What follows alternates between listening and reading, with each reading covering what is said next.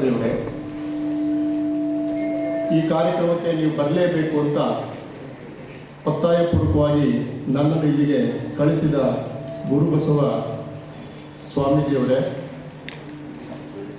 ಮತ್ತು ವೇದಿಕೆಯಲ್ಲಿ ಬಹಳ ಗೌರವಾನ್ವಿತ ಮಹನೀಯರಿದ್ದಾರೆ. ಎಲ್ಲ ಮಹನೀಯರಿಗೂ ಮತ್ತು ಇಲ್ಲಿ ಸೇರಿರುವ ತಮಗೆಲ್ಲರಿಗೂ ಕೂಡ ಅತ್ಯಂತ ಗೌರವಪೂರ್ವಕವಾದ ನಮನಗಳು. ನಾನು ಒಂದು ವೈಯಕ್ತಿಕ ಅನುಭವದಿಂದ ನನ್ನ ಒಂದು 10 ನಿಮಿಷದ ಉಪನ್ಯಾಸವನ್ನು ಶುರು ಮಾಡಬೇಕು ಅಂತಿದ್ದೇನೆ.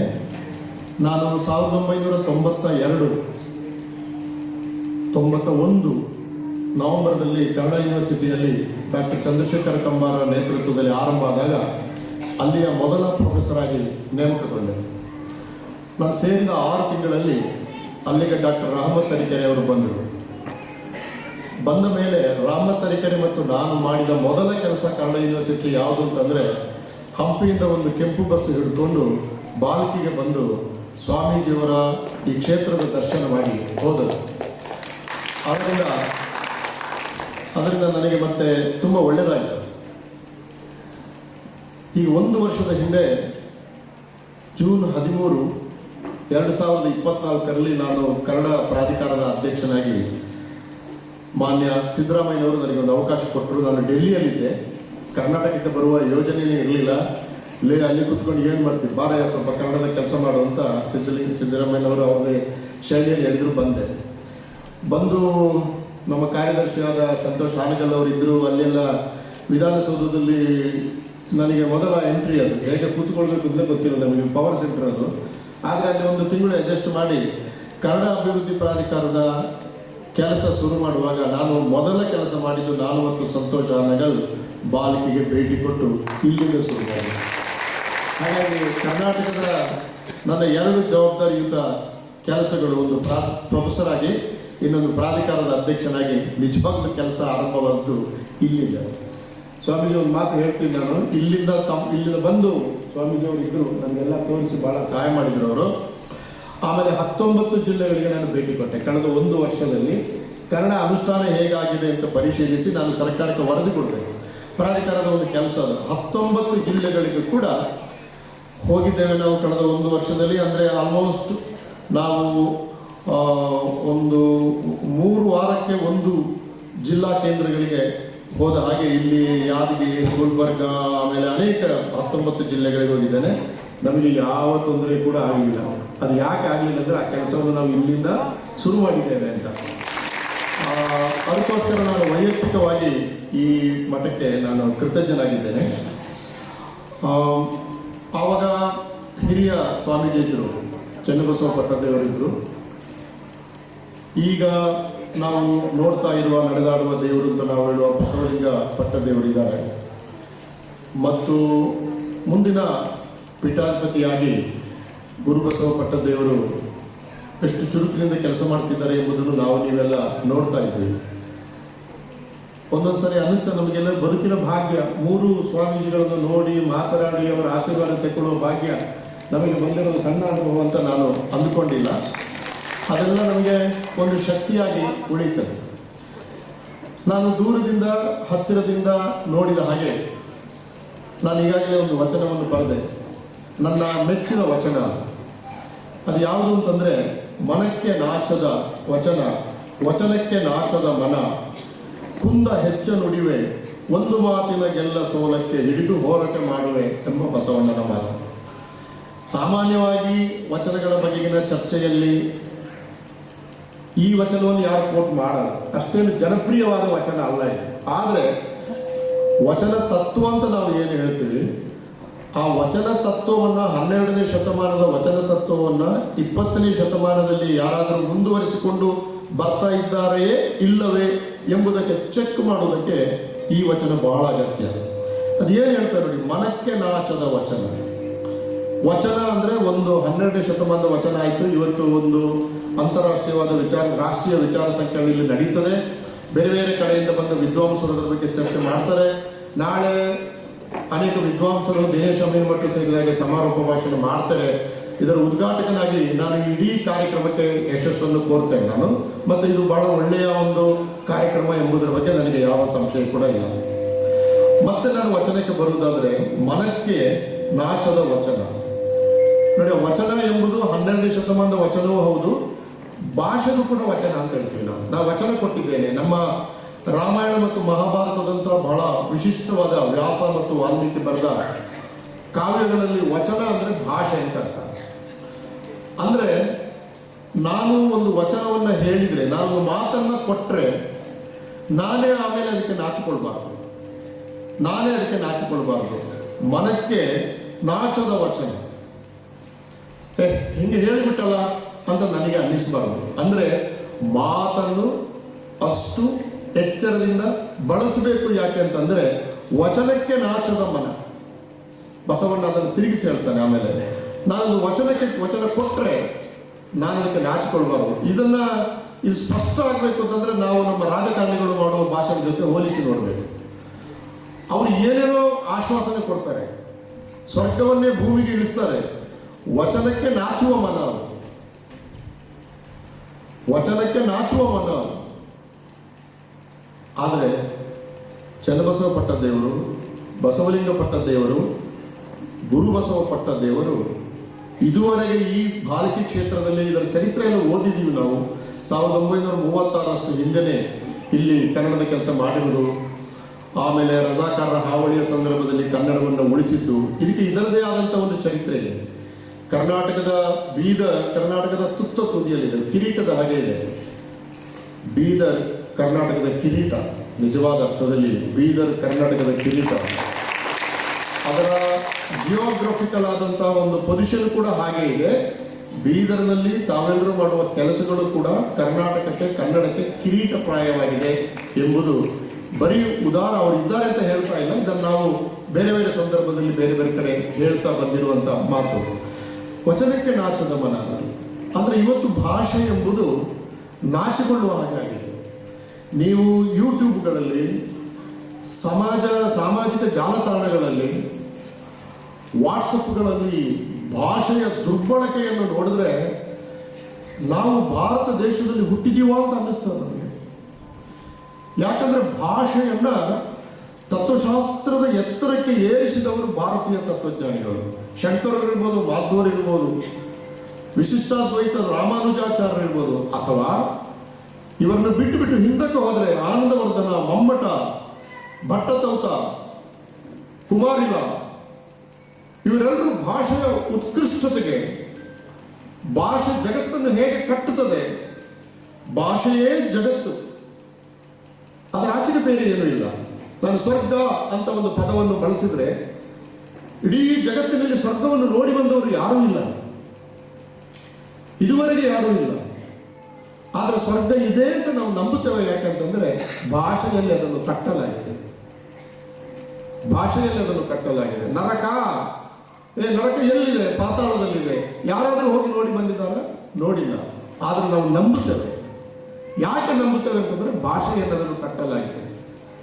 ಆದ್ದರಿಂದ 12ನೇ ಶತಮಾನದ ಒಬ್ಬ ಕವಿ, ಕನ್ನಡದ ಕವಿ, 1190ರಲ್ಲಿದ್ದ ನೇಮಿಚಂದ್ರ, ಅವನು ಲೀಲಾವತಿ ಪ್ರಬಂಧದಲ್ಲಿ ಒಂದು ಮಾತು ಹೇಳ್ತಾನೆ. ಕಟ್ಟುಗೆ ಕಟ್ಟದಿರಿಕೆ ಕಡಲಂ ಕಪಿಸಂತತಿ, ಮುಟ್ಟುಗೆ ಮುಟ್ಟದಿರಿಕೆ ನಭಮಂ ವಾಮನ ಕ್ರಮಂ, ಹರನ ಗಂಟಲಂ ನರಂ ಮೆಟ್ಟುಗೆ ಮೆಟ್ಟದಿರಿಕೆ. 3 ಉದಾಹರಣೆ ಕೊಡ್ತಾನೆ ನೋಡಿ ಅವನು.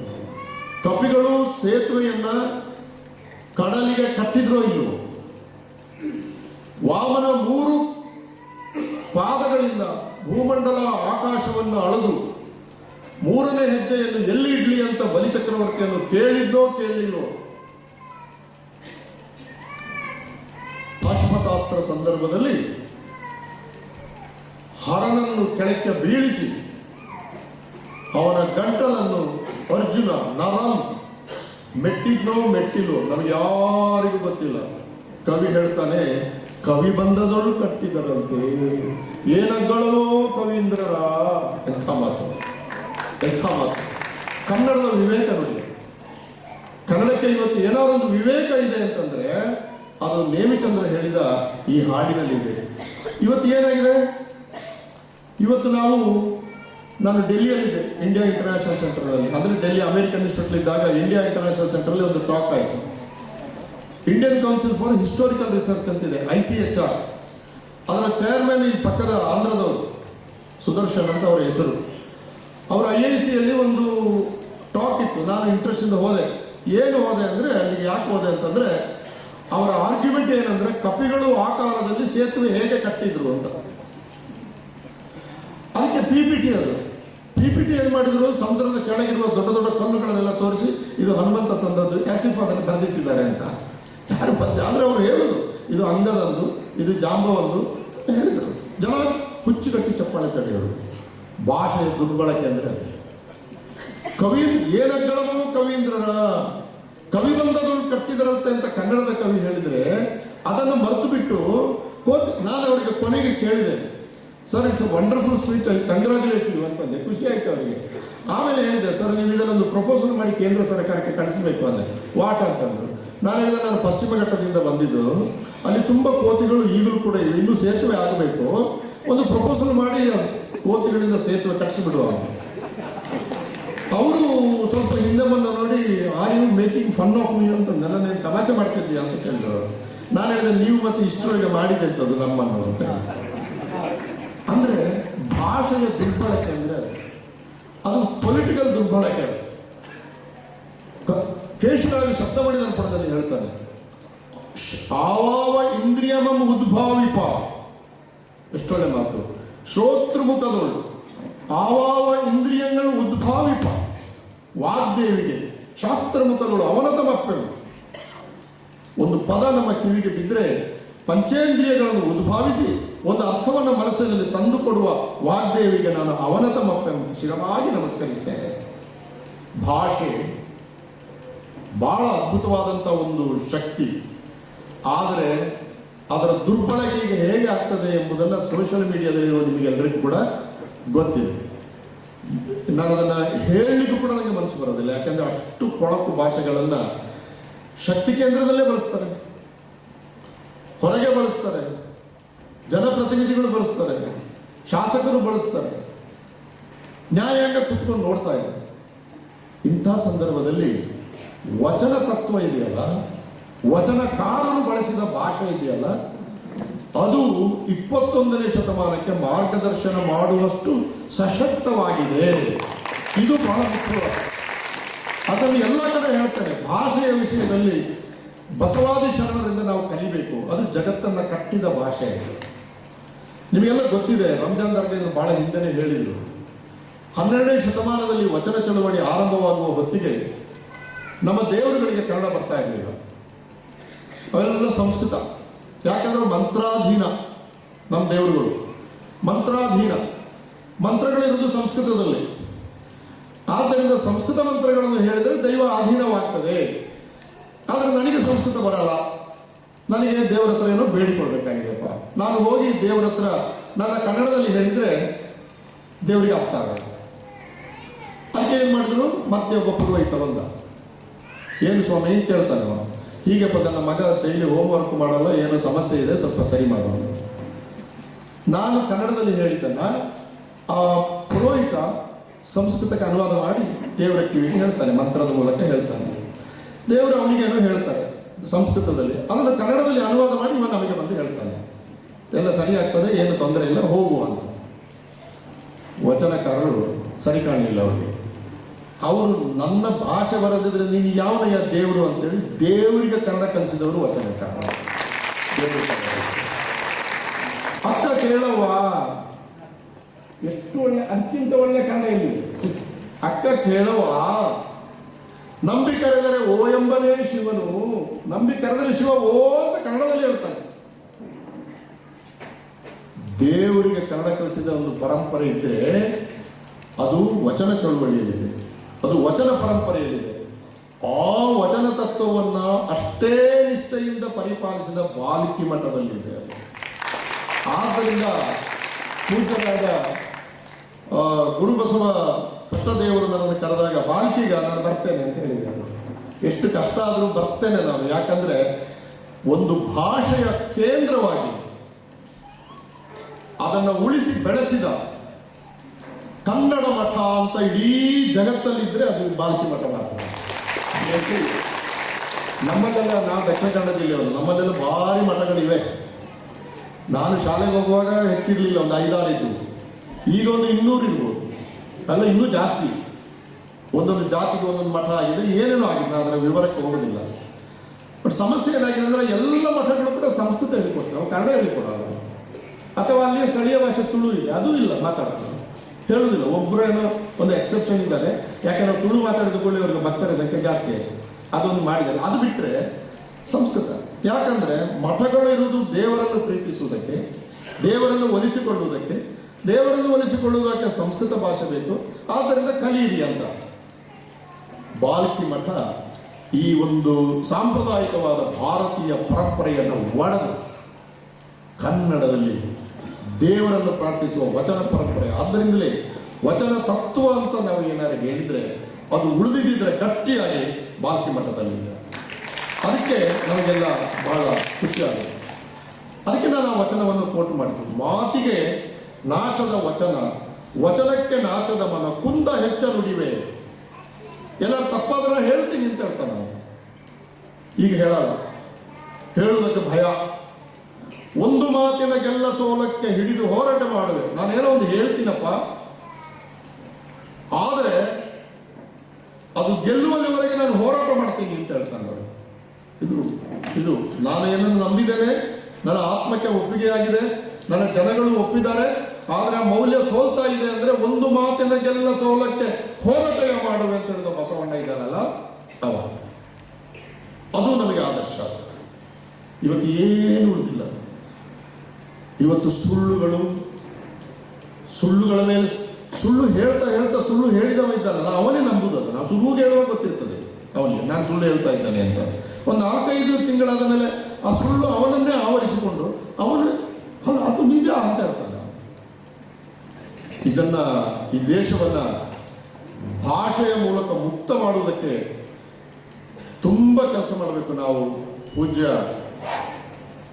ಬಸವಲಿಂಗ ಪಟ್ಟದೇವರು ನಮಗೆ ಇನ್ನಷ್ಟು ಈ ವಿಷಯದಲ್ಲಿ ಮಾರ್ಗದರ್ಶನ ಮಾಡಲಿ ಅಂತ ಹೇಳಿ ಕೊನೆಯ ಒಂದು ಮಾತನ್ನ ನಾನು ಬಾಲಿಕೆಯಲ್ಲಿ ಕುಳಿತುಕೊಂಡು ಪಟ್ಟದೇವರನ್ನು ಕೂರಿಸಿಕೊಂಡು ಮಠಕ್ಕೆ ಸಂಬಂಧಪಟ್ಟ ನಿಮ್ಮೆಲ್ಲರನ್ನು ಕೂರಿಸಿಕೊಂಡು ನಾನು ಅವರ ಬಗ್ಗೆ ಮಾತಾಡಿದರೆ ಹಾಸ್ಯಾಸ್ಪದ ಆಗ್ತದೆ ಅದು.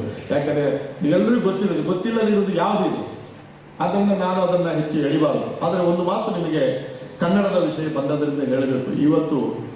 ಇವತ್ತು ಕನ್ನಡ ಅತ್ಯಂತ ದಯನೀಯವಾದ ಪರಿಸ್ಥಿತಿಯಲ್ಲಿ.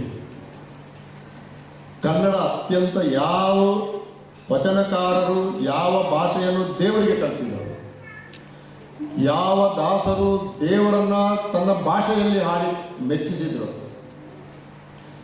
ಯಾವ ಭಾಷೆಯಲ್ಲಿ ಕುವೆಂಪು ಕಾನೂರು ಹೂವಯ್ಯನನ್ನು ಕಟ್ಟಿದ್ರು, ಯಾವ ಭಾಷೆಯಲ್ಲಿ ತೇಜಸ್ವಿ ಹಕ್ಕಿಗಳ ವರ್ಣನೆ ಮಾಡಿದ್ರು, ಆ ಭಾಷೆ ಇವತ್ತು ದಯನೀಯ ಸ್ಥಿತಿಯಲ್ಲಿದೆ. 1990 ಅನಂತರ ಬೆಳೆದ ಜಾಗತೀಕರಣದಲ್ಲಿ ಏನಾಯಿತು ಅಂತಂದರೆ, ನೀವು 2009ರಲ್ಲಿ ಒಂದು ವರದಿ ಬಂತು, ಭೂಷಣ್ ಪಟವರ್ಧನ್ ಕಮಿಟಿ ರಿಪೋರ್ಟ್ ಅಂತದ್ದು.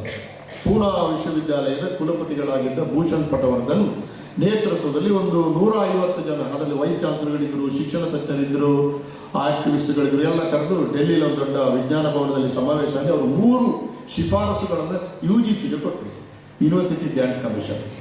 ಅದು ಯಾವುದು ಅಂತಂದರೆ, number 1 the presence of foreign students in Indian institutions ಅಂತ. ನೀವು ಮುಂದಿನ 20 ವರ್ಷ ಅಂತಂದ್ರೆ ಆವಾಗ ಅದು ಅಂದರೆ 2025 ಆಗ್ತದೆ, ಈಗ ಆಗ್ತಾ ಇದೆ. ನಮ್ಮ ವಿಶ್ವವಿದ್ಯಾಲಯದ ಕ್ಯಾಂಪಸ್ಗಳಲ್ಲಿ ಮುಂದಿನ 25 ವರ್ಷಗಳಲ್ಲಿ ವಿದೇಶಿ ವಿದ್ಯಾರ್ಥಿಗಳ ಹಾಜರಾತಿ ಇರಬೇಕು. ಇದು 1990ರ ಜಾಗತೀಕರಣದ ಎಕ್ಸ್ಟೆನ್ಷನ್, ಇದು ಪರಿಣಾಮ ಇದೆ. ಅದು ಒಂದು. ಎರಡನೇದು ಕ್ರೆಡಿಟ್ಸ್ ಮೇ ಬಿ ಟ್ರಾನ್ಸ್ಫರೇಬಲ್ ಅಂತ, ಕ್ರೆಡಿಟ್ ಸಿಸ್ಟಮ್ ಅನ್ನ ವರ್ಗಾವಣೆ ಮಾಡಬಹುದು ಅಂತ. ಈಗ ಉದಾಹರಣೆಗೆ ಬೀದರ್ ವಿಶ್ವವಿದ್ಯಾಲಯದಲ್ಲಿ ಒಬ್ಬ ಜಾನಪದ ಓದ್ತಾನೆ, ಆದರೆ ಅವನು ಒಂದು ಸೆಮೆಸ್ಟರ್ನಲ್ಲಿ ಅವನಿಗೆ ಇಲ್ಲಿ ಜಾನಪದ ಇಷ್ಟ ಆಗಲಿಲ್ಲ, ಅವನಿಗೆ ಅವರ ಕಥೆಗಳ ಮೇಲೆ ಓದಬೇಕು. ಆ ಕಥೆಯ ಬಗ್ಗೆ ಬಹಳ ಒಳ್ಳೆ ವಿದ್ವಾಂಸರೊಬ್ಬರು ಪಾಠ ಮಾಡ್ತಾ ಇರೋದು ತೆಲಂಗಾಣದಲ್ಲಿ ಅಂತಂದರೆ, ಅವನು 2ನೇ ಸೆಮೆಸ್ಟರ್ನ ತೆಲಂಗಾಣದಲ್ಲಿ ಹೋಗಿ ಅಧ್ಯಯನ ಮಾಡಿ ಅಲ್ಲಿ 3 ಕ್ರೆಡಿಟ್ ತಗೊಂಡು ಮತ್ತೆ ಅವನು ಈ ವಿಶ್ವವಿದ್ಯಾಲಯಕ್ಕೆ ಬರ್ಬೋದು. ಅಂದರೆ ವಿಶ್ವವಿದ್ಯಾಲಯಗಳು ಸ್ಟ್ಯಾಟಿಕ್ ಅಲ್ಲ. ಈಗ ಒಂದು ಕಟ್ಟಡದ ನಡುವೆ ಉಳಿದು ನೀವು ಅಲ್ಲಿ BA ಸೇರಿ MA ಮಾಡಿ ಹೊರಗೆ ಬರುವವರೆಗೆ ಇರ್ತಲ್ಲ, ಅದು ನಿಧಾನವಾಗಿ ಹೋಗಿ ಕ್ರೆಡಿಟ್ ಶುಡ್ ಬಿ ಟ್ರಾನ್ಸ್ಫರಬಲ್. ಆದ್ದರಿಂದ ನಾನು ಒಂದು ಸೆಮಿಸ್ಟರನ್ನು ಬೀದರದಲ್ಲಿ, ಇನ್ನೊಂದು ಸೆಮಿಸ್ಟರನ್ನು ಮೈಸೂರಲ್ಲಿ, 3ನೇ ಸೆಮಿಸ್ಟರನ್ನು ವಿಶ್ವಭಾರತಿ ಕಲ್ಕತ್ತಾದಲ್ಲಿ, 4ನೇ ಸೆಮಿಸ್ಟರನ್ನು ಜವಾಹರ್ಲಾಲ್ ನೆಹರು ಯೂನಿವರ್ಸಿಟಿ ಡೆಲ್ಲಿಯಲ್ಲಿ ಮಾಡಬಹುದು. ಇದು ಈಗಾಗಲೇ JNU, Jamia Millia, Ashoka university, Banaras Hindu university, Rabindra ಭಾರತಿಗಳಲ್ಲಿ ಆರಂಭ ಆಗಿದೆ. ಆರಂಭ ಆದಾಗ ಭಾರತೀಯ ವಿಶ್ವವಿದ್ಯಾಲಯದ ಒಳಗಡೆ ಮಾತ್ರ ಚಾಲನೆ ಅಲ್ಲ, ವಿದೇಶಿ ವಿಶ್ವವಿದ್ಯಾಲಯದ ಒಳಗೆ ಕೂಡ ಚಾಲನೆ ಆರಂಭ ಆಗಿದೆ. ಡೆಲ್ಲಿ ವಿಶ್ವವಿದ್ಯಾಲಯದಲ್ಲಿ ಒಂದು ಸೆಮಿಸ್ಟರ್ ಓದಿದ ಮಕ್ಕಳು 2ನೇ ಸೆಮಿಸ್ಟರ್ಗೆ ಇವತ್ತು ಶಿಕಾಗೋ ಯೂನಿವರ್ಸಿಟಿಗೆ ಹೋಗ್ತಾರೆ. 3rd ಸೆಮಿಸ್ಟರ್ಗೆ ಅವರು ಟೋಕಿಯೋಕ್ಕೆ ಹೋಗ್ತಾರೆ. ಅಂದರೆ ಯೂನಿವರ್ಸಿಟಿಗಳು ಮೂವ್ ಆಗ್ತಾ ಇದೆ. ಇದು 2009ರ ಭೂಷಣ್ ಪಟವರ್ಧನ ಸಮಿತಿಯ ವರದಿಯ ಪರಿಣಾಮ. ಕರ್ನಾಟಕಕ್ಕೆ ಇನ್ನು ನಿಧಾನವಾಗಿ ಬರಬೇಕು ಇದು, ಯಾಕಂದರೆ ಸ್ವಲ್ಪ ಉತ್ತರ ಭಾರತಕ್ಕೆ ಹೋಲಿಸಿದರೆ ನಾವು ಸ್ವಲ್ಪ ದೂರ ಇದ್ದೇವೆ. ಆದರೆ ಉತ್ತರ ಭಾರತದಲ್ಲಿ ಇದು ಆಗಿದೆ. ಎಲ್ಲಿ ವಿದೇಶಿ ವಿದ್ಯಾರ್ಥಿಗಳ ದಾಖಲಾತಿ ಶಿಕ್ಷಣ ಸಂಸ್ಥೆಗೆ ಆಗ್ತದೋ ಅಂಥ ಶಿಕ್ಷಣ ಸಂಸ್ಥೆಗಳು ಆರ್ಥಿಕವಾಗಿ ಸುಭದ್ರ ಆಗಿವೆ. ಯಾಕಂದರೆ ಅವರು ಡಾಲರ್ನಲ್ಲಿ ಹಣ ಕೊಡ್ತಾರೆ, ಡಾಲರ್ನಲ್ಲಿ ಹಣ ಕೊಡ್ತಾರೆ, ಎಲ್ಲ ಶ್ರೀಮಂತರಾಗಿ ಕೊಟ್ಟಿದ್ದಾರೆ. ಈಗ ಇಂಥ ಒಂದು ಚಲನಶೀಲವಾಗುವಂಥ ಸಂದರ್ಭದಲ್ಲಿ ನಮ್ಮ ಕನ್ನಡ ಏನು ಮಾಡಬೇಕು ಎಂಬುದು ಪ್ರಶ್ನೆ. ಕನ್ನಡ ಮತ್ತು ತತ್ವಶಾಸ್ತ್ರ, philosophy, India is known for philosophy. ನೀವು ಒಪ್ಪುವುದು ಬಿಡುವುದು ಬೇರೆ. ಬಸವ ಫಿಲಾಸಫಿ ಒಂದಿದೆ, ರಾಮಾನುಜಾಚಾರ್ಯ ಅದ್ವೈತ ಫಿಲಾಸಫಿ ಒಂದಿದೆ, ದ್ವೈತ ಫಿಲಾಸಫಿ ಒಂದಿದೆ, ಶಂಕರರ ಫಿಲಾಸಫಿ ಒಂದಿದೆ, ಆಮೇಲೆ 100 ಫಿಲಾಸಫಿಗಳಿದೆ ನಮ್ಮ ದೇಶದಲ್ಲಿ. ತಾಂತ್ರಿಕರದೊಂದು ಬೇರೆ ಇದೆ, ಪಾಶ್ಚಾತ್ಯರದೊಂದು ಬೇರೆ ಇದೆ, ವಜ್ರಾಯನದೊಂದು ಬೇರೆ ಇದೆ, ಮಹಾಯಾನದೊಂದು ಬೇರೆ ಇದೆ. ಇರಲಿ, ಅಷ್ಟೊಂದು ಫಿಲಾಸಫಿಗಳು ಏನಾಗಿದೆ ಅಂದರೆ ಅವು ಪರಸ್ಪರ ಚರ್ಚೆಯ ಮೂಲಕ ಬೆಳೆಸಿರೋದು. ತುಂಬ ಚರ್ಚೆಗಳನ್ನು ಮಾಡಿದ್ದಾರೆ. ಇವತ್ತು ಚರ್ಚೆಗಳೇ ಇಲ್ಲ. ಇವತ್ತು ವಿಶ್ವವಿದ್ಯಾಲಯಗಳಲ್ಲಿ ಬೌದ್ಧಿಕ ಚರ್ಚೆಗಳಿಲ್ಲ. ಕನ್ನಡದಲ್ಲಿ ಬೌದ್ಧಿಕ ಚರ್ಚೆ ಅಸಾಧ್ಯವಾದಂಥ ಒಂದು ಜಾಗತೀಕರಣದ ಪರಿಣಾಮ ಕನ್ನಡದ ಮೇಲೆ ಬಿದ್ದಿರೋದ್ರಿಂದ ಇವತ್ತು ಕನ್ನಡಕ್ಕೆ ವಿದ್ಯಾರ್ಥಿಗಳೇ ಇಲ್ಲ. ಸುಮಾರು 4100 ಕನ್ನಡ ಶಾಲೆಗಳನ್ನು ಮಾನ್ಯ ಶಿಕ್ಷಣ ಮಂತ್ರಿಗಳು ಇಂಗ್ಲೀಷ್ ಮಾಧ್ಯಮ ಶಾಲೆಗಳಾಗಿ ಕನ್ವರ್ಟ್ ಮಾಡಿದರು. ಒಟ್ಟು ಸುಮಾರು 11,500 ಸರ್ಕಾರಿ ಶಾಲೆಗಳು ಇವತ್ತು ಇಂಗ್ಲೀಷ್ ಮಾಧ್ಯಮ ಶಾಲೆಗಳಾಗಿ ಕನ್ವರ್ಟ್ ಆಗಿವೆ. ಮುಂದಿನ ಇನ್ನು ಕೆಲವು ವರ್ಷದಲ್ಲಿ 45,000 ಸರ್ಕಾರಿ ಶಾಲೆಗಳಲ್ಲಿ ಕನಿಷ್ಠ ಸರ್ಕಾರದ ಪ್ಲಾನ್ ಪ್ರಕಾರ 30-35,000 ಶಾಲೆಗಳು ಇಂಗ್ಲೀಷ್ ಮಾಧ್ಯಮ ಶಾಲೆಗಳಾಗಿ ಕನ್ವರ್ಟ್ ಆಗಿದೆ. ಮತ್ತದವರ ಬಗ್ಗೆ ಕೈ ಮುಗಿದ ಕನ್ನಡದ ಮಕ್ಕಳಿಗೆ ಗತಿ ಇಲ್ಲ. ರಾಜ್ಯ ಶಿಕ್ಷಣ ನೀತಿ ಜಾರಿಗೆ ಬರುವ ಹಾಗೆ ದಯವಿಟ್ಟು ರಾಜ್ಯ ಸರ್ಕಾರದ ಮೇಲೆ ತಮಗೆ ಎಲ್ಲೆಲ್ಲಿ ಸಾಧ್ಯವೋ ಅಲ್ಲಿ ಒತ್ತಡ ಹಾಕಿ. ಮತ್ತು ಇದರಲ್ಲಿ ಯಾವ ಭಾಷೆಗೂ ಅನ್ಯಾಯ ಆಗಲ್ಲ. ನಾನು ಅದನ್ನು ಸಂಕ್ಷಿಪ್ತವಾಗಿ 2 ವಾಕ್ಯದಲ್ಲಿ ಹೇಳ್ತೀನಿ. ನಾನು ಈಗ ಅಂದರೆ ಬೀದರದಿಂದ ಆರಂಭವಾದ ಕನ್ನಡದ ಹೋರಾಟ 1936 2025 ಹೊಸ ರೂಪ ಪಡ್ಕೊಂಡು ಮುಂದೆ ಹೋದರೆ ಕರ್ನಾಟಕ ಉಳಿತದೆ ಅಂತ ಹೇಳುದು ನಾವು. ಕರ್ನಾಟಕ ಕನ್ನಡ ಭಾಷೆ ಉಳಿತದೆ ಅಂತ. ಕರ್ನಾಟಕವನ್ನು ನೀವು ಇಂಗ್ಲೆಂಡ್ ಮಾಡ್ತೀರಿ ಅಂದರೆ ನನ್ನ ಹತ್ರ ವಾದ ಇದೆ, ಮಾಡಿಕೊಳ್ಳಿ. ಆ ಕನ್ನಡ ಒಂದು 2000 ವರ್ಷಗಳ ಇತಿಹಾಸ ಇರುವ ಕನ್ನಡ ಸತ್ತು ಹೋಗಲಿ ಅಂದ್ರೆ ಏನು ಬೇಸರ ಇಲ್ಲ. ನೀವು ಸ್ಟ್ಯಾಟಿಸ್ಟಿಕ್ಸ್ ನೋಡಿದರೆ ಕರ್ನಾಟಕದ ಮತ್ತು ಭಾರತದ ಅನೇಕ ಭಾಷೆಗಳು ಸಾಯ್ತಾ ಇದ್ದಾವೆ. ಕೇಂದ್ರ ಸರ್ಕಾರ ಕೊಟ್ಟ ವರದಿಯ ಪ್ರಕಾರ 1947 ಅನಂತರ 2011 ಲಾಸ್ಟ್ ಸೆನ್ಸಸ್ನ ನಡುವೆ 250 ಭಾಷೆಗಳು ಸತ್ತೋಗಿವೆ. 250 ಭಾಷೆಗಳು 2011 ಜನಗಣತಿಯ ಪ್ರಕಾರ, ಯುನೆಸ್ಕೋದ ವರದಿಯ ಪ್ರಕಾರ 300 ಭಾಷೆಗಳು ಮುಂದಿನ 30-40 ವರ್ಷದಲ್ಲಿ ಸತ್ತು ಹೋಗ್ತವೆ. ಇದು ಎಕ್ಸಾಗರೇಟೆಡ್ ಅಲ್ಲ. ಇದು ನೀವು ಕೊಡವ ಭಾಷೆ ಕೇಳಿರಬೇಕು. ಕೊಡವ ಭಾಷೆ 19% ಕೆಳಗೆ ಬಂದಿದೆ. ಕೊಂಕಣಿ 11% ಕೆಳಗೆ ಬರ್ತಾ ಇದೆ. ಕೊರಗ ಭಾಷೆ 55,000 ಇದ್ದದ್ದು ಈಗ 2,000 ಇದೆ.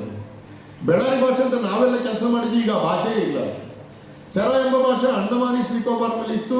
ಅದರ ಕೊನೆಯ ಸ್ಪೀಕರ್ ಸತ್ತೋಗ್ಬಿಟ್ರು 2022 ಕೊರೋನಾ ಟೈಮಲ್ಲಿ ಸತ್ತೋದ್ರು. ಕನ್ನಡ ಕೂಡ ಈಗ ಹಿಂದಿ ಈ ದೇಶದಲ್ಲಿ 66% ವೇಗದಲ್ಲಿ ಬೆಳೀತಿದೆ ಕಳೆದ 40 ವರ್ಷದಲ್ಲಿ. 66%. ಇವತ್ತು ಭಾರತದಲ್ಲಿ 70 ಕೋಟಿ ಜನ ಹಿಂದಿ ಮಾತಾಡ್ತಾರೆ. ಕನ್ನಡ ಬೆಳೀತಿರುವ ವೇಷ 3.73%. ತೆಲುಗು, ತಮಿಳು, ಬಾಂಗ್ಲಾ, ಒಡಿಯಾ, ಮರಾಠಿ, ಪಂಜಾಬಿ ಈ ಎಲ್ಲ ಭಾಷೆಗಳು ಬೆಳೀತಿರುವ ವೇಗ 12-13%. ತುಳು, ಕರ್ನಾಟಕದ ಒಂದು ತುಳು 7% ವೇಗದಲ್ಲಿ ಬೆಳೀತಾ ಉಂಟು. ಕನ್ನಡ 3.73% ಬೆಳೀತಿರುವ ವೇಗ. ಇದೇ ವೇಗ ಮುಂದೆ ಹೋದರೆ ಇನ್ನು 100 ವರ್ಷದಲ್ಲಿ ಕನ್ನಡ ಒಂದು ಮಾತಾಡುವ ಭಾಷೆಯಾಗಿ ಮಾತ್ರ ಉಳಿತದೆ, ಬರೆಯುವ ಭಾಷೆಯಾಗಿ ಉಳಿದೇ. ಇವತ್ತು 10ನೇ ಕ್ಲಾಸಿನಲ್ಲಿ ಪಾಸಾಗುವ ಇಂಥ ಪವಿತ್ರವಾದ ಇನ್ಸ್ಟಿಟ್ಯೂಟಲ್ಲಿ ನಮಗೆ ತುಂಬ ಗೌರವ. ನಾವೆಲ್ಲ ಯಾಕೆ ಬರ್ತೀವಿ ಅಂತಂದರೆ, ನಾನು ಏನನ್ನು ಹೇಳ್ತಿದ್ದೇನೋ ಅದು ಇಂಥ ಕಡೆ ಭಾಳ ಚೆನ್ನಾಗಿ ನಡೀತಾ ಇದೆ, ಇಲ್ಲಿ ಇಂಥ ಇನ್ಸ್ಟಿಟ್ಯೂಷನ್ ನಾವು ಅದನ್ನು ಹೇಳೋಕ್ಕಾಗಲ್ಲ. ಆದರೆ ಇದೊಂದು ಮಾದರಿ. ಈ ಮಾದರಿಯನ್ನು ಬೇರೆಯವರು ಅನುಸರಿಸಬೇಕಲ್ಲ. 10ನೇ ಕ್ಲಾಸಿನ ಮಗುಗೆ ಇವತ್ತು ಈ ಗುರುತಿಸೋಕ್ಕಾಗಲ್ಲ, ಪಾಸಾಗೋದು ಬಿಡಿ. ಅಂತ ನೀವು ಗೋಡೆಯಲ್ಲಿ ಬರೆದ್ರೆ ಓದಕ್ಕೆ ಬರಲ್ಲ. ಆ ಮಟ್ಟಕ್ಕೆ ಬಂದಿದ್ದೀವಿ. ಹೋಗಲಿ ನಾವು ಮಕ್ಕಳಿಗೆ ಯಾಕೆ ಬೈಬೇಕು? MA ಮಾಡಿ 5 ವರ್ಷ ಸ್ಕಾಲರ್ಶಿಪ್ ತಗೊಂಡು ನಮ್ಮ ಜಗನ್ನಾಥ ಹೆಬ್ಬಾಳೆ ಅವರು ಇಲ್ಲೇ ಇದ್ದಾರೆ, ನನ್ನ ಜೊತೆ ಕಲ್ಯಾಣರಾವ್ ಪಾಟೀಲ್ ಅವರಿದ್ದಾರೆ. ಇವರೆಲ್ಲ ಆ ಕ್ಷೇತ್ರದಲ್ಲಿ ಬಹಳ ಅದ್ಭುತವಾದ ಕೆಲಸಗಳನ್ನು ಮಾಡಿದರು. 5 ವರ್ಷ ಫೆಲೋಶಿಪ್ ತಗೊಂಡು ಒಂದು ವಿಷಯದ ಮೇಲೆ ಪ್ರಬಂಧ ಬರೆದು ಸಬ್ಮಿಟ್ ಮಾಡಿ ಇವ್ಯಾಲ್ಯೂಯೇಷನ್ಗೆ ನನ್ನಂತವನ ಹತ್ರ ಬಂದರೆ 250 ಪುಟದ ಥೀಸಿಸ್ನಲ್ಲಿ 300ಕ್ಕಿಂತ ಹೆಚ್ಚು ತಪ್ಪುಗಳಿತ್ತು. ಆ ತಪ್ಪುಗಳು ಅಲ್ಪಪ್ರಾಣ ಮಹಾಪ್ರಾಣ ಅಂದರೆ ಕ್ಷಮಿಸಿಬಿಡಿ, ಹೋಗಲಿ. ಯಾರೋ ಮಹಾಪ್ರಾಣ ಈಗ ಹೇಳ್ತಾರೆ ಭೀಮ ಅಂತ ಹೇಳ್ತಾರೆ, ಏನು ಸಮಸ್ಯೆ ಇಲ್ಲ. ಆದರೆ ಅವನು ಸಾಯಂಕಾಲ ಪೇಟೆಗೆ ಹೋಗುತ್ತದೆ ಅಂತ ಬರೆದ್ರೆ ಕನ್ನಡ ಸತ್ತೋಗಿದೆ ಅಂತ ಅರ್ಥ. ಮತ್ತೆ ಅವನು ಬರೀತಾನೆ, ಇನ್ಯಾರೊಬ್ಬ ಕಂಪ್ಯೂಟರ್ಗೆ ಹಾಕ್ತಾನೆ, ಆಮೇಲೆ ಅವನ ಗೈಡ್ ಅದಕ್ಕೆ ಸೈನ್ ಹಾಕ್ತಾನೆ. ನನಗೆ ನಾನು ಇವ್ಯಾಲ್ಯೂಷನ್ ಮಾಡಿ ಇವನಿಗೆ PhD ಕೊಡಬಹುದು ಅಂತ ಸರ್ಟಿಫಿಕೇಟ್ ಕೊಡ್ತಾನೆ, ಅವನಿಗೆ ಯೂನಿವರ್ಸಿಟಿ ಸರ್ಟಿಫಿಕೇಟ್ ಕೊಡ್ತದೆ. ಆದರೆ ಪುಸ್ತಕದಲ್ಲಿ ಅವನು ಸಾಯಂಕಾಲ ಪೇಟೆಗೆ ಹೋಗುತ್ತದೆ ಅಂತಲೇ ಇರ್ತದೆ. ಅಂದರೆ 6 ಹಂತಗಳಲ್ಲಿ ಯಾವ ವಿದ್ವಾಂಸನಿಗೂ ಕೂಡ ಇಲ್ಲೊಂದು ತಪ್ಪು ಇದೆ ಅಂತ ಗೊತ್ತೇ ಆಗುದಿಲ್ಲ ಅಂತಂದರೆ ಕನ್ನಡದ ಸ್ವಂತ ಮುರಿದೋಗಿದೆ ಅಂತ. ಇದು ನಾನು ಎಕ್ಸಾಗ್ರೇಷನ್ ಮಾಡ್ತಾ ಇಲ್ಲ, ಇದು ವಾಸ್ತವ, ನಿಮಗೆ ಗೊತ್ತಿದೆ. ನೀವು ಯಾವುದು ಬಿಳಿಮನವರು ಹೇಳಿದ್ದು ಅಂತ ನೀವು ಆಮೇಲೆ ಖಾಸಗಿ ಆದರೂ ನನ್ನ ಹತ್ರ ಹೇಳ್ತೀವಿ. ಸೊ ಇಂಥ ಸಂದರ್ಭದಲ್ಲಿ ಸ್ಟೇಟ್ ಎಜುಕೇಷನ್ ಪಾಲಿಸಿ ಒಂದು ಅದು ಏನು ಮಾಡಿದೆ ಅಂದರೆ ಶಿಕ್ಷಣವನ್ನು ಅಮೂಲಾಗ್ರವಾಗಿ ಬದಲಾಯಿಸಬೇಕು ಅಂತ ಹೇಳ್ತದೆ. ಒಂದು ಭಾಷೆಗೆ ಸಂಬಂಧಪಟ್ಟ ಹಾಗೆ ಅದು ಎಷ್ಟು ಚೆನ್ನಾಗಿ ಹೇಳ್ತದೆ ಅಂತಂದರೆ, ಈಗ ಉದಾಹರಣೆಗೆ ನೀವು ಇಂಗ್ಲೀಷ್ ಮಾಧ್ಯಮ ಶಾಲೆ ಬೇಡ ಅಂತ SET ಹೇಳಲ್ಲ. ನೀವು ಫಸ್ಟ್ ಲ್ಯಾಂಗ್ವೇಜ್ ಆಗಿ ಇಂಗ್ಲೀಷ್ ಇದೆ, ಯಾಕಂದರೆ ಗ್ಲೋಬಲ್. ನಮ್ಮ ಮಕ್ಕಳು ಇಂಗ್ಲೀಷ್ ಕಲಿಯೋದಿದ್ರೆ ಎಲ್ಲಿ ಕೆಲಸ? ಇಲ್ಲಿ ನೋಡಿ, MB ಪಾಟೀಲ್ರು ನಮ್ಮ ಹಿರಿಯ ಸಚಿವರು, ಮುಗಿಸ್ಬಿಡ್ತೀನಿ, ನೀವು 15 ನಿಮಿಷ ಅಂತ ಹೇಳಿದ್ರಿ, ಮುಗಿಸ್ಬಿಟ್ಟು. MB ಪಾಟೀಲ್ರು 10 ಲಕ್ಷ ಕೋಟಿ ರೂಪಾಯಿ ಬೆಂಗಳೂರಿಗೆ ಇನ್ವೆಸ್ಟ್ಮೆಂಟ್ ಆಗ್ತದೆ ಅಂತ ಹೇಳಿದರು. MB ಪಾಟೀಲ್ 10 ಲಕ್ಷ ಕೋಟಿ ಅಂದರೆ ಕರ್ನಾಟಕ ಸರ್ಕಾರದ 3 ವರ್ಷದ ಬಜೆಟ್. ಅದು 6 ತಿಂಗಳಲ್ಲಿ ಕರ್ನಾಟಕಕ್ಕೆ ಬರ್ತದೆ. ಒಂದು 10% ಬಿಡಿ, 8 ಲಕ್ಷ ಕೋಟಿ ಬರ್ತಾರೆ ಅಂತ ಇಟ್ಕೊಳ್ಳಿ. ಈಗ ಅಷ್ಟು ಕೋಟಿ ಬಂದಾಗ ಅಲ್ಲಿ ಜಾಬ್ ಕ್ರಿಯೇಟ್ ಆಗ್ತದೆ. ಕ್ರಿಯೇಟ್ ಆಗೋದಿಲ್ಲ ಅಂತ ಹೇಳೋದಿಲ್ಲ, ಆದರೆ ಆ ಜಾಬ್ ಕ್ರಿಯೇಟ್ ಆದಾಗ ಆ ಜಾಬನ್ನು ಪಡ್ಕೊಳ್ಳೋದಕ್ಕೆ ಕರ್ನಾಟಕ ರಾಜ್ಯ ಬೇಕಾದಂಥ ಕೌಶಲ್ಯಗಳನ್ನು ಸೃಷ್ಟಿ ಮಾಡ್ತಾ ಇಲ್ಲ.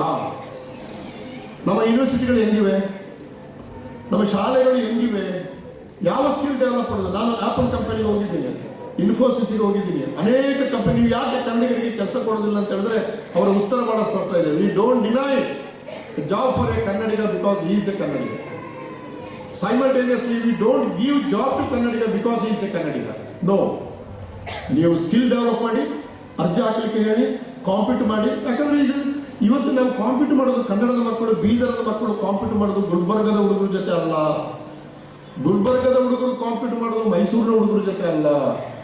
ಇವತ್ತು ಬೀದರದ ಹುಡುಗರು ಕಾಂಪೀಟ್ ಮಾಡೋದು ಆಸ್ಟ್ರೇಲಿಯಾದ ಹುಡುಗನ ಜೊತೆಗೆ, ಇಂಗ್ಲೆಂಡಿನ ಹುಡುಗನ ಜೊತೆಗೆ, ಅಮೇರಿಕದ ಹುಡುಗನ ಜೊತೆಗೆ. ನಾವು ಆ ಲೆವೆಲ್ಗೆ ಮಕ್ಕಳನ್ನು ಬೆಳೆಸಬೇಕಾದ್ರೆ ತುಂಬ ಕೆಲಸ ಆಗಬೇಕು, ಸರ್ಕಾರವು ಕೆಲಸ ಮಾಡಬೇಕು. ಆದ್ದರಿಂದ ಸ್ಟೇಟ್ ಎಜುಕೇಷನ್ ಪಾಲಿಸಿ ಅದನ್ನು ಗಮನದಲ್ಲಿಟ್ಟುಕೊಂಡು ಒಂದು ಮಾತು ಹೇಳ್ತದೆ.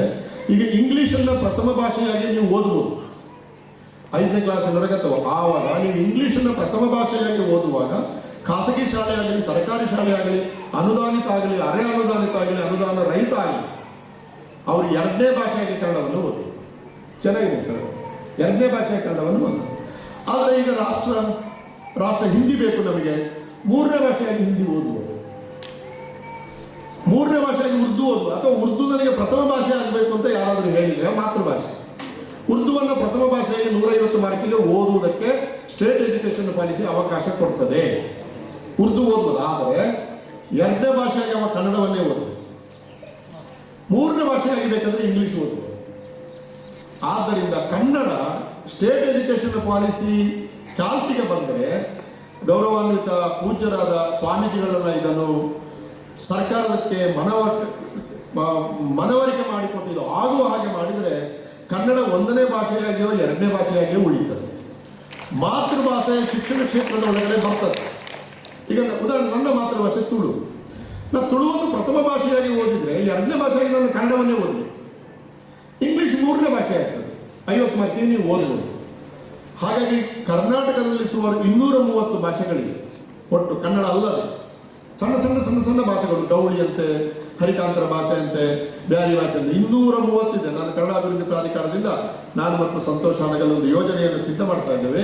ಕರ್ನಾಟಕದ ಸಣ್ಣ ಭಾಷೆಗಳ ಸಬಲೀಕರಣ ಅಂತ ಒಂದು ಯೋಜನೆಯನ್ನು ತಯಾರು ಮಾಡ್ತಾ ಇದ್ದೇವೆ. ಯಾವ ಭಾಷೆನಾದರೂ ನೀವು ಓದ್ಬೋದು, ಆದರೆ ಒಂದನೇ ಭಾಷೆಯಾಗಿ ಅಥವಾ ಎರಡನೇ ಭಾಷೆಯಾಗಿ ಕನ್ನಡ ಇರಲೇಬೇಕು ಎಂಬುದನ್ನು ಸ್ಟೇಟ್ ಎಜುಕೇಷನ್ ಪಾಲಿಸಿ ಹೇಳಿದ್ದರಿಂದ ಇದು ಅನುಷ್ಠಾನಕ್ಕೆ ಬಂದರೆ ಕನ್ನಡ ಉಳಿತದೆ. ಬೇರೆ ಭಾಷೆ ಓದಲಿಕ್ಕೆ ಅದು ಅಡ್ಡಿ ಮಾಡುವುದಿಲ್ಲ. ಇಡೀ ಭಾರತಕ್ಕೆ ಅತ್ಯುತ್ತಮವಾದಂಥ ಒಂದು ಶಿಕ್ಷಣ ಪಾಲಿಸಿಯನ್ನು ಕರ್ನಾಟಕ ಕೊಟ್ಟಿದೆ ಅಂತ ನಾನಂತ ಅಂದುಕೊಂಡಿದ್ದೇನೆ. ಸಮಸ್ಯೆ ಇರೋದು ಸರ್ಕಾರ ಇದನ್ನು ಅನುಷ್ಠಾನಕ್ಕೆ ತರುವುದು. ಅವರು ಅದನ್ನು ಪಾರ್ಶ್ವಿಕವಾಗಿ ಸ್ವಲ್ಪ ಸ್ವಲ್ಪ ತರುವಾದರೆ ನೆಟ್ಟು ಬಿದ್ದು ಹೋಗ್ತದೆ. ಪ್ರಾಥಮಿಕ ಶಿಕ್ಷಣದಿಂದ ಉನ್ನತ ಶಿಕ್ಷಣದವರೆಗೆ ಸಂಪೂರ್ಣವಾಗಿ ಅದನ್ನು ತರಬೇಕು. ನಾನು ಪರಮ ಪೂಜ್ಯ ಗುರೂಜಿಗಳಿಗೆ ಆ ಶಿಕ್ಷಣ ನೀತಿಯ ಭಾಳ ಒಳ್ಳೆಯ ರೆಕಮೆಂಡೇಶನನ್ನು ಬರೆದು ಕಳಿಸಿಕೊಡ್ತೇನೆ. ನಾನು ಬೇಕಾದರೆ ಶಿಕ್ಷಣ ನೀತಿಯ ಇಡೀ ಪುಸ್ತಕ 500 ಪೇಜ್ ಇದೆ, ಅದನ್ನು ಬೇಕಾದರೆ ನಾನು ಕಳಿಸಿಕೊಡ್ತೇನೆ. ತಾವು ದಯವಿಟ್ಟು ಕನ್ನಡ ಉಳಿಸಿದವರು, ಕನ್ನಡ ಬೆಳೆಸಿದವರು, ಬಸವ ತತ್ವವನ್ನು ಇವತ್ತಿನವರೆಗೆ ನಾನು ಆರಂಭದಲ್ಲಿ ಹೇಳಿದಾಗೆ ಮಾತಿಗೆ ತಪ್ಪದ ನಾಚದ ಮನ ಮಾಡಿಕೊಂಡು ಬಂದವರು, ನೀವು ಕನ್ನಡವನ್ನು ಮುಂದೆ ತೆಗೆದುಕೊಳ್ಳಲು ಹೋಗೋದಕ್ಕೆ ಒಂದು ಲೀಡರ್ಶಿಪ್, ಒಂದು ನಾಯಕತ್ವ, ನೀವು ಒಂದು ಸಾರಿ ಮುಖ್ಯಮಂತ್ರಿಗಳಿಗೆ ಹೇಳುವುದು ಅಥವಾ ಇಲ್ಲೆಲ್ಲ ಬಂದಾಗ ಅದನ್ನೊಂದು 2 ರಾಜ್ಯ ಶಿಕ್ಷಣ ನೀತಿ ಚೆನ್ನಾಗಿದೆ, ಜಾಗೃತ ನೀತಿ ಹೇಳಿದರೆ ಅದು ಆಗ್ತದೆ. ಯಾವ ಭಾಷೆಗೂ ಅನ್ಯಾಯ ಆಗಲ್ಲ. ಅದಕ್ಕೆ ನೀವು ಹಿಂದಿಯನ್ನು ಓದಬೇಕಂದ್ರೆ ಹಿಂದಿಯನ್ನು ಓದ್ಬೋದು, ಹಿಂದಿಯನ್ನು ಪ್ರಥಮ ಭಾಷೆಯಾಗಿ ಓದಬೇಕಂದ್ರೆ ಓದಿ, ಎರಡನೇ ಭಾಷೆಯಾಗಿ ಕನ್ನಡ ಓದಿ. ಇವತ್ತು ಏನಾಗ್ತಿದೆ, ಹಿಂದಿಯನ್ನು ಪ್ರಥಮ ಭಾಷೆಯಾಗಿ ಓದ್ತಾರೆ, ಇಂಗ್ಲೀಷನ್ನು ಎರಡನೇ ಭಾಷೆಯಾಗಿ ಹೋಗ್ತಾರೆ, ಕನ್ನಡ ಇಲ್ಲ. ಕರ್ನಾಟಕದಲ್ಲಿ 30 ವರ್ಷ ಇದ್ದರೂ ಕೂಡ ಒಂದಕ್ಷರ ಕನ್ನಡ ಮಾತಾಡದೇ ಇದ್ದವರಿದ್ದರೆ ಕನ್ನಡ ಭಾಷೆಯೂ ಉಳಿಯುವುದಿಲ್ಲ, ಕರ್ನಾಟಕ ಉಳಿಯುವುದಿಲ್ಲ. ಇದು ನನ್ನ ಗಟ್ಟಿಯಾದ ನಂಬಿಕೆ. ಮತ್ತು ಫೆಡರಲ್ ಸಿಸ್ಟಮ್ನಲ್ಲಿ ನಮ್ಮ ರಾಜ್ಯವನ್ನು, ನಮ್ಮ ಭಾಷೆಯನ್ನು ಉಳಿಸಿಕೊಳ್ಳುವ ಹಕ್ಕನ್ನು ಸಂವಿಧಾನ ನನಗೆ ಕೊಟ್ಟಿದೆ. ನಾನು ನನ್ನ ಭಾಷೆಯನ್ನು ಪ್ರೀತಿಸುತ್ತೇನೆ, ಬೇರೆ ಭಾಷೆಯನ್ನು ದ್ವೇಷಿಸುವುದಿಲ್ಲ, ಗೌರವಿಸುತ್ತೇನೆ. ಇದು ನಮ್ಮ ನೀತಿಯಾಗಿದೆ.